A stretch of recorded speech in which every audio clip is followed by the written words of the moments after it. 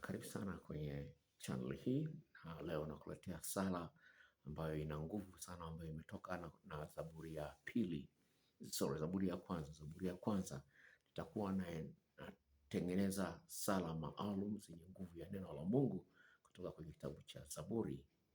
Kwa hiyo kama unaangalia video hii kwa mara ya kwanza, tafadhali sana jisajili ili nitakapoweka video nyingine upate taarifa ya video hiyo.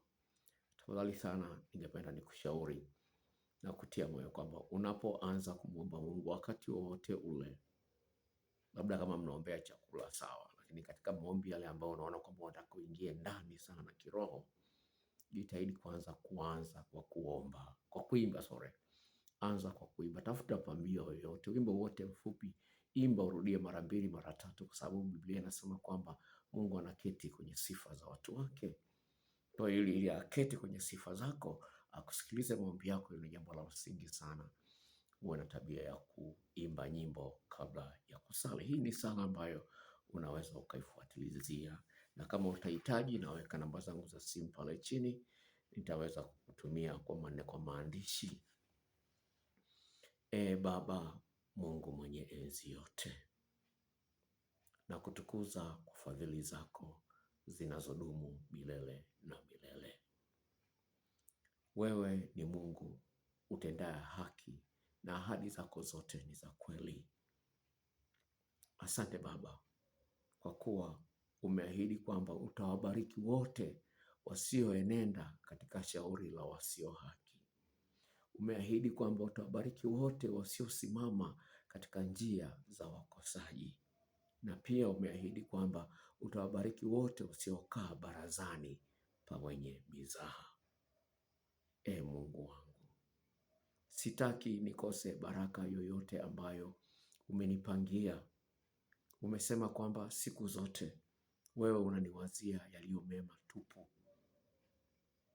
Naomba Baba uniongoze, nisije nikawa mmoja wa wale waketio barazani pa wenye mizaha.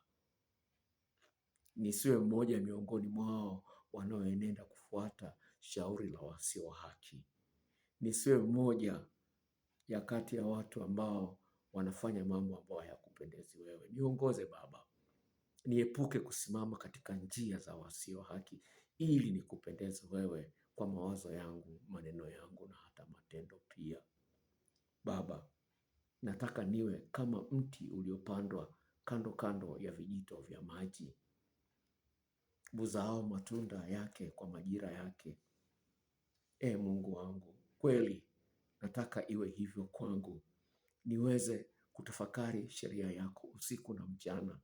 Niachane na kufuata watu wengine wa dunia hii, nikaachane na mizaha ya kila aina, ili kila ninalolifanya kama ulivyoahidi likafanikiwe. Baba Mungu, nibariki niweze kufanikiwa katika kila ninalolifanya kwa utukufu wako, wewe Mungu wangu ninayekutegemea. Najua kwako Mungu wangu hakuna neno lililogumu.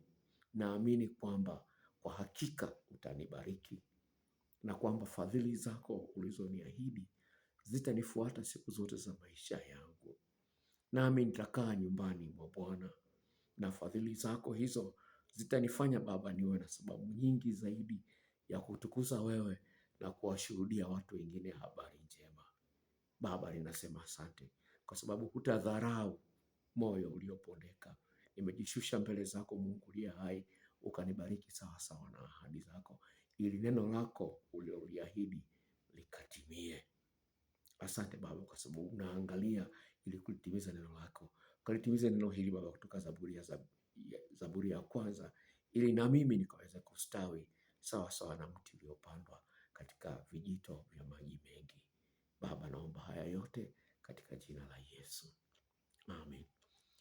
Ni sala ambayo haikumaliza dakika 5, lakini ni sala yenye nguvu sana.